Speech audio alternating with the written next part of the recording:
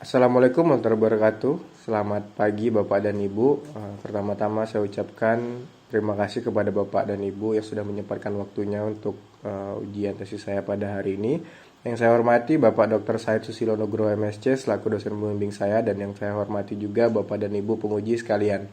Perkenalkan, nama saya Mahendra Wijaya, mahasiswa marketing angkatan 76 Magister Manajemen UGM Yogyakarta. Pada kesempatan kali ini saya akan menjelaskan terkait tesis saya yang berjudul Pengaruh Kualitas Integrasi dan Nilai Persepsian Saluran Omni pada Kepuasan dan Kesetiaan Nasabah Bank Negara Indonesia. Perkembangan teknologi yang semakin pesat dan juga perkembangan internet sudah merambah ke berbagai industri bisnis, mulai dari komunikasi, perbelanjaan, perbankan, dan lainnya. Hingga Januari 2021 ini, Hotsuite merilis data pengguna internet, mobile internet, dan aktif media sosial, di mana populasi Indonesia itu sendiri sebanyak 274,9 juta dan 345,3 juta pengguna mobile internet dan sekitar 202,6 juta pengguna aktif internet. Nah, saat ini bisnis perbankan sangat erat kaitannya dengan pemanfaatan teknologi untuk menunjang kinerja perusahaan, di mana transaksi digital dengan berbagai saluran dari teknologi sudah sangat beragam disediakan kepada para nasabah. LPS merilis data rekening hingga Februari 2021 telah mencapai sebanyak 351 juta, di mana dana tersebut dihimpun di 109 bank umum yang terdiri dari 95 bank umum konvensional dan 14 bank umum syariah. Nah, Bank Indonesia juga saat ini sedang memfokuskan kepada kebijakan sistem keuangan digital untuk menunjang percepatan digitalisasi dan meningkatkan pertumbuhan transaksi elektronik. Hal tersebut telah bisa diciptakan karena telah ada penerimaan dari masyarakat terhadap transaksi digital, yang saat ini preferensi masyarakat melakukan belanja daring dan belanja melalui e-commerce ataupun platform sudah sangat tinggi, di mana saat ini volume transaksi digital telah mencapai YoY sebesar 60,27% atau sebesar 572,8 juta. Selanjutnya muncul berbagai macam layanan perbankan digital yang disebabkan oleh perkembangan teknologi itu sendiri, menyebabkan perbankan digital memanfaatkan teknologi untuk memenuhi kebutuhan para nasabah dengan melalui smartphone ataupun aplikasi yang telah disediakan oleh perbankan. Nah, selanjutnya pertumbuhan layanan perbankan digital dipengaruhi oleh perdagangan elektronik dan perubahan gaya hidup dari para masyarakat. Munculnya berbagai macam saluran digital pada perbankan saat ini membuat para pelaku bisnis perbankan menerapkan strategi baru yang disebut dengan strategi saluran omni atau omnichannel, di mana saluran omni itu sendiri merupakan penggunaan dari berbagai macam saluran yang saling terintegrasi dengan tujuan mencapai preferensi target konsumen melalui penyampaian informasi sebuah produk maupun layanan dengan tujuan transaksi offline maupun offline. Hal tersebut dijelaskan oleh Kotler and Keller pada tahun 2016. Omnichannel perbankan dibagi menjadi 6 bagian, yang itu yang pertama adalah layanan kantor cabang, ATM, internet banking, mobile banking, social banking, dan call center. Selanjutnya, objek pada penelitian ini adalah Bank Negara Indonesia, di mana Bank Negara Indonesia itu sendiri telah berdiri pada 5 Juli 1946 sebagai bank umum milik negara dan salah satu pionir dari industri perbankan Indonesia. Bank Negara Indonesia ini telah menerapkan strategi omnichannel dengan menerapkan dan menciptakan saluran layanan, yaitu kantor cabang, ATM, BNI Phone Banking, BNI Internet Banking, BNI SMS Banking, dan BNI Phone Banking. Nah, hingga saat ini Bank Negara Indonesia sudah memiliki sebanyak 17.201 kantor cabang di Indonesia dan 1.094 kantor cabang pembantu dan 170.000 layanan agen 46 dan sebanyak 18.000 ATM di seluruh Indonesia. Bank Negara Indonesia juga tersebar di beberapa negara, yaitu di Inggris, Amerika Serikat, Korea Selatan, Singapura, Jepang, dan Myanmar, dan memiliki total 6 kantor cabang dan 1 kantor sub-branch. Hingga tahun 2020, jumlah tabungan di Bank Negara Indonesia mencapai 63 juta dan sebanyak 415.000 deposito. Selanjutnya, pengguna dari mobile banking Bank Negara Indonesia itu sendiri sebanyak 7,7 juta, pengguna internet banking 2 juta user, dan pengguna SMS banking sebanyak 11,8 juta user. Selanjutnya, tinjauan dari beberapa konsumen pengguna dari Bank Negara Indonesia, di mana sebagian besar pengguna terbantu oleh adanya integrasi dari antar saluran yang disediakan oleh Bank BNI. Sebagian besar pengguna ini adalah menggunakan ATM, layanan kantor cabang, dan mobile banking untuk digunakan sebagai layanan top up, mobile banking, e-wallet, dan lainnya. Namun dari manfaat yang diterima oleh para nasabah, ada juga terdapat kendala yang dialami oleh para nasabah, yang itu salah satunya adalah kesulitan untuk untuk melakukan login dari HP yang berbeda pada aplikasi mobile banking sebelumnya. Selanjutnya, bukti transaksi dari ATM seringkali tidak keluar dan seringkali ATM mengalami gangguan ataupun offline. Dan itu menyebabkan para pelanggan harus mencari cara lain untuk melakukan transaksi tersebut. Selanjutnya, untuk rumusan masalah di mana saat ini kondisi pasar sudah sangat dinamis dan perkembangan teknologi yang pesat mendorong pelaku bisnis perbankan melakukan adaptasi pemanfaatan teknologi. Pemanfaatan teknologi untuk menciptakan layanan yang terintegrasi dengan tujuan memudahkan para nasabah dan pihak bank.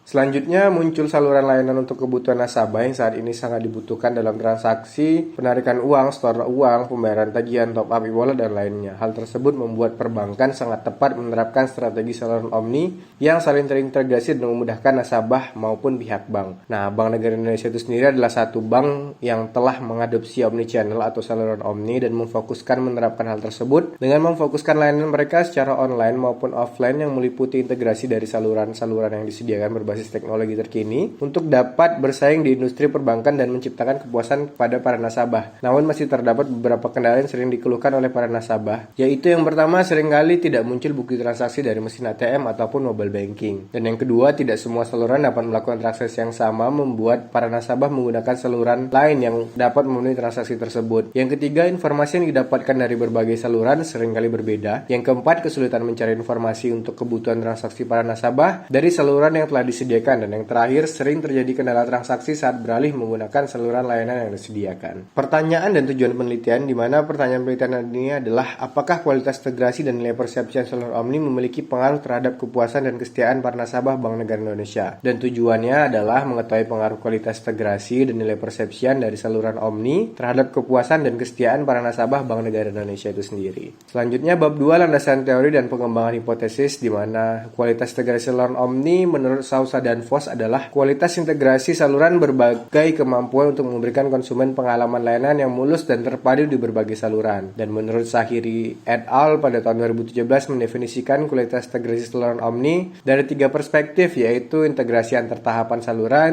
integrasi di antara jenis saluran, dan integrasi antar agen saluran. Selanjutnya, nilai persepsi saluran omni. Pada konteks omnichannel, nilai persepsi mengacu kepada penilaian konsumen dari keseluruhan manfaat yang mereka terima dari penggunaan saluran-saluran untuk memenuhi kebutuhan mereka dengan mempertimbangkan berbagai layanan dan pengorbanan yang terikat dengan penggunaan sistem saluran. Selanjutnya, kepuasan konsumen. Menurut Oliver, bahwa kepuasan konsumen adalah persepsi individu terhadap kinerja produk atau jasa dibandingkan dengan harapan, di mana kepuasan konsumen terwujud dalam emosional sebagai hasil dari proses kognitif dalam mengevaluasi pelayanan yang diterima terhadap biaya untuk memperoleh sebuah pelayanan. Selanjutnya, kesetiaan konsumen. Menurut Jones and Sasser pada tahun 1995, pada sebuah perusahaan, kesetiaan merupakan komitmen konsumen yang bertahan lebih lama dalam melakukan pembelian berulang dan kembali berlangganan pada produk maupun jasa yang telah dipilih secara konsisten pada masa mendatang. Selanjutnya, model penelitian ini mengacu dari penelitian sebelumnya dilakukan oleh Hamauda pada tahun 2019, di mana pada penelitian ini ada 5 hipotesis yang muncul. Yang pertama, hipotesis pertama adalah kualitas integrasi saluran omni berpengaruh positif terhadap kesetiaan konsumen. Hipotesis kedua, nilai persepsi saluran omni berpengaruh positif terhadap kesetiaan konsumen. Hipotesis 3, kualitas integrasi saluran omni berpengaruh positif terhadap kepuasan konsumen. Hipotesis 4,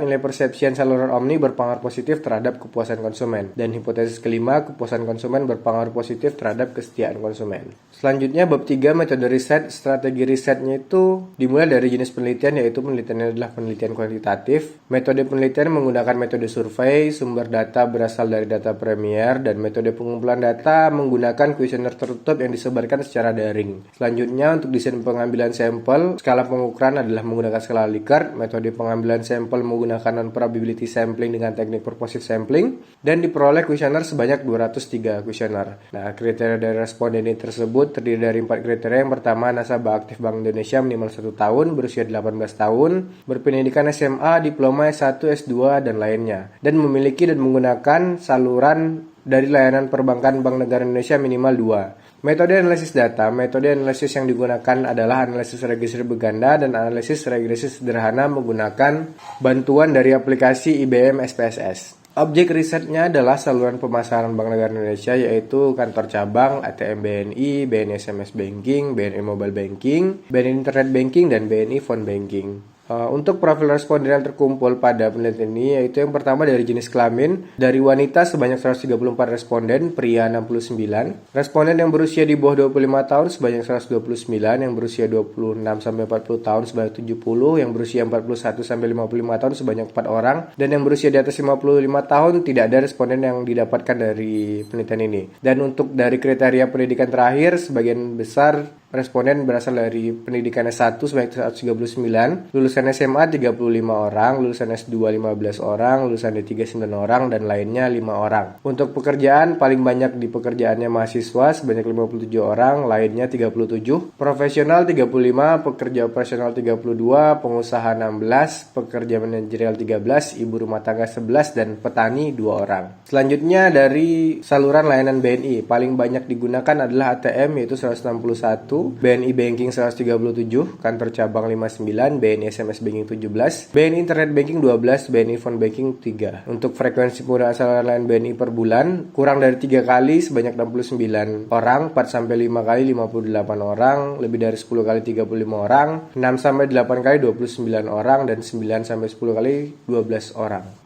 Selanjutnya pengujian instrumen. Yang pertama melakukan pengujian validitas di mana validitas konvergen terpenuhi jika nilai standar result loading estimate lebih dari 0,5. Nah, dan semua masing-masing nilai loading faktor dari indikator konstruk penelitian ini lebih besar daripada 0,5, maka dapat dinyatakan nilai loading faktor ini valid. Dan selanjutnya untuk pengujian uji reliabilitas di mana konstruk variabel andal jika nilai crossbar alfa melebihi dari 0,7 dan seluruh penelitian ini nilai crossbar alfa dari semua variabel lebih dari 0,9 maka dapat dinyatakan reliable. Selanjutnya statistik deskriptif di mana seluruh standar deviasi dari variabel menghasilkan angka di atas 0,5 yang dapat diartikan bahwa responden menunjukkan jawaban yang sangat variatif. Dan selanjutnya untuk matriks korelasi antar variabel di mana nilai korelasi persen adalah antara 0,1 sampai 1 dan dianggap tinggi jika nilai korelasi lebih daripada 0,8. Hasil pengujian menunjukkan hubungan antar variabel positif dan berkorelasi tinggi. Selanjutnya uji normalitas berdasarkan data dari uji normalitas bahwa dinyatakan ini tidak berdistribusi normal. Namun menurut Gujarati dan Porter pada tahun 2009 menjelaskan bahwa apabila nilai ukuran sampel lebih dari 100 maka uji normalitas tidak menjadi keharusan untuk menguji sebuah keabsahan data. Selanjutnya uji multikolonialitas di mana hasil pengujian multikolonialitas menunjukkan nilai toleransi lebih dari 0,1 dan nilai variance inflation factor atau VIF lebih kecil dari 10 maka disimpulkan tidak terjadi multikolonialitas pada penelitian ini. Selanjutnya analisis regresi berganda yang pertama untuk menguji hipotesis pertama dan hipotesis kedua di mana kualitas integrasi terhadap kesetiaan konsumen menghasilkan koefisien regresi sebesar 0,154 dengan signifikansi 0,020. Selanjutnya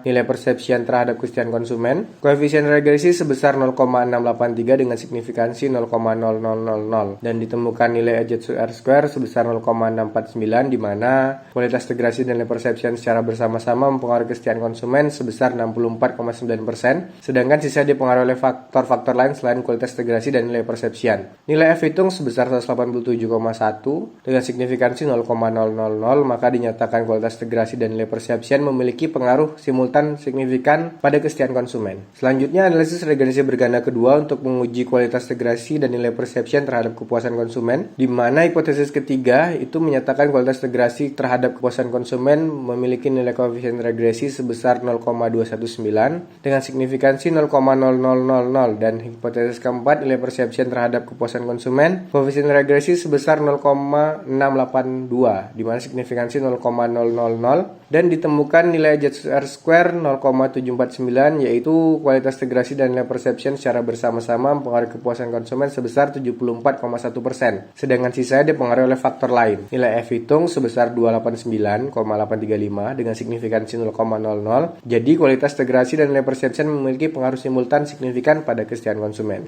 Dan selanjutnya analisis regresi sederhana untuk menguji hipotesis kelima yaitu kualitas integrasi terhadap kesetiaan konsumen. Koefisien regresi sebesar 0,779 dengan signifikansi 0,00. Nilai AZ/R² sebesar 0,605. Jadi kepuasan konsumen mempengaruhi kesetiaan konsumen sebesar 60,5%, sedangkan sisa dipengaruhi oleh variabel lain di luar penelitian ini. Nilai F hitung 310,732, signifikansi 0,000 maka dinyatakan kepuasan konsumen memiliki pengaruh atas hasil dari kesetiaan konsumen. Hasil pengujian hipotesis. Kelima hipotesis pada penelitian ini sukses terdukung. Hal tersebut menunjukkan bahwa kualitas integrasi dan nilai persepsian saluran Omni yang digunakan oleh para nasabah berpengaruh terhadap kepuasan dan kesetiaan para nasabah Bank Negara Indonesia. Saluran Omni yang disediakan oleh Bank Negara Indonesia memiliki kualitas integrasi yang tinggi dan menciptakan nilai persepsi positif terhadap nasabah sehingga tercipta kepuasan dan kesetiaan pada para nasabah Bank Negara Indonesia. Bab 5 kesimpulan dan saran. Untuk kesimpulan terdapat 5 kesimpulan dari penelitian ini. Yang pertama yaitu kualitas integrasi saluran Omni berpengaruh positif terhadap kesetiaan konsumen, di mana semakin tinggi kualitas integrasi dari saluran layanan yang disediakan oleh Bank Negara Indonesia kepada para nasabah maka dapat meningkatkan kesetiaan nasabah. Yang kedua, nilai persepsian saluran Omni berpengaruh positif terhadap kesetiaan konsumen. Semakin positif nilai persepsian yang muncul dari para nasabah setelah menggunakan saluran layanan Bank Indonesia, maka semakin tinggi kemungkinan tercipta kesetiaan dari para nasabah saat ini dan masa mendatang. Yang ketiga, kualitas integrasi saluran Omni berpengaruh positif terhadap kepuasan konsumen, di mana semakin tinggi kualitas integrasi dari saluran layanan yang disediakan oleh Bank Negara Indonesia kepada para nasabah, maka semakin tinggi kemungkinan tercipta kepuasan dari para nasabah. Selanjutnya, nilai persepsian saluran Omni berpengaruh positif terhadap kepuasan konsumen, di mana semakin tercapai nilai yang diharapkan oleh para nasabah saat menggunakan saluran layanan, maka akan menciptakan nilai positif dan meningkatkan kemungkinan tercipta kepuasan dari para nasabah. Selanjutnya, kepuasan konsumen berpengaruh positif terhadap kesetiaan konsumen,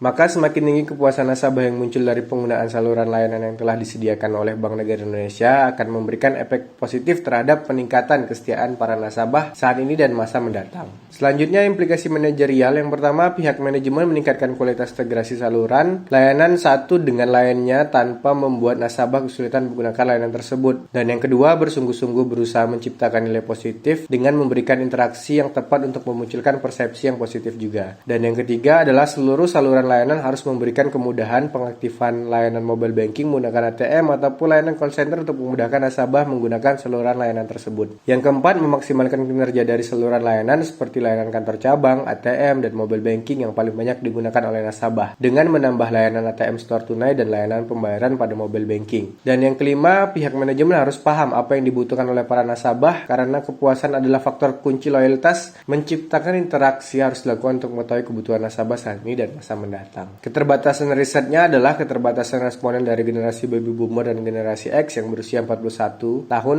sampai 55 tahun ke atas. Responden penelitian ini hanya sebanyak 203, sedangkan penelitian yang dilakukan adalah nasabah negara Indonesia secara nasional. Dan yang ketiga, penelitian hanya meneliti beberapa komponen saluran Omni dan masih banyak variabel lain yang dapat diteliti. Arahan riset mendatang adalah pengujian strategi saluran Omni pada sektor bisnis yang lain untuk mengetahui sejauh mana manfaat penerapan saluran Omni atau omnichannel. Dan selanjutnya menjangkau responden yang lebih luas, terutama generasi baby boomer dan generasi X. Yang selanjutnya menguji variabel lain pada saluran Omni selain kualitas integrasi dan persepsian untuk melihat pengaruhnya terhadap kepuasan dan kesetiaan para nasabah. Terima kasih, sekian presentasi dari saya. Semoga apa yang saya jelaskan sudah sangat jelas dan saya mengucapkan terima kasih kepada Bapak dan Ibu atas waktunya telah mendengarkan presentasi dari saya. Sekian dan terima kasih. Assalamualaikum warahmatullahi wabarakatuh.